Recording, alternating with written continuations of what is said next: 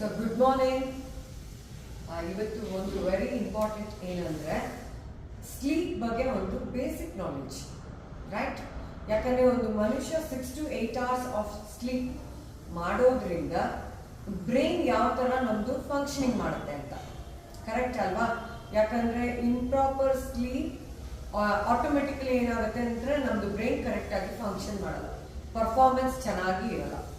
ಯಾವಾಗ ಇದು ಕರೆಕ್ಟಾಗಿ ಸ್ಲೀಪ್ ಮಾಡ್ತೀವೋ, ಪ್ರಾಪರ್ ನ್ಯೂಟ್ರಿಷನ್ ಕೊಟ್ಟು ರಾತ್ರಿ ನಿದ್ದೆ ಕರೆಕ್ಟಾಗಿ ಮಾಡೋದ್ರಿಂದ ಆಟೋಮೆಟಿಕಲಿ ಬ್ರೈನಲ್ಲೂ ನಮಗೆ ಟಾಕ್ಸಿನ್ಸ್ ಇರುತ್ತೆ, ಅನ್ವಾಂಟೆಡ್ ಬೇಡದೇ ಇರೋದು, ಅದೆಲ್ಲ ಕರೆಕ್ಟಾಗಿ it should come out.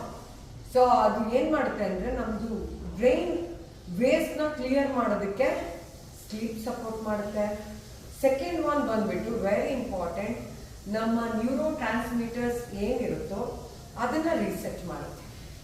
Okay, ಅದು ಆಗ್ತಾ ಇದ್ದಂಗೆ ನಮ್ಮ ಪ್ರೋಸೆಸ್ ಆಫ್ ಮೆಮರಿ ಏನು ಆ ಮೆಮರಿ ಇರುತ್ತಲ್ಲ ಅದು ಕರೆಕ್ಟಾಗಿ, ಮೆಮರಿದು ತುಂಬ ಚಾಲೆಂಜಸ್ ಬರುತ್ತೆ, ತುಂಬ ಜನಕ್ಕೆ ನಾವು ನೋಡಿರ್ತೀವಿ.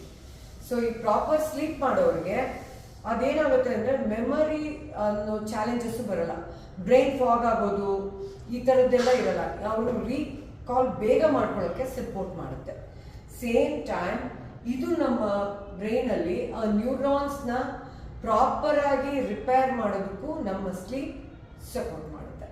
ಸೊ ಇದಿಷ್ಟು very important and basic advantages of proper sleep ಅಂತ ಹೇಳ್ಬೋದು. ಓಕೆ.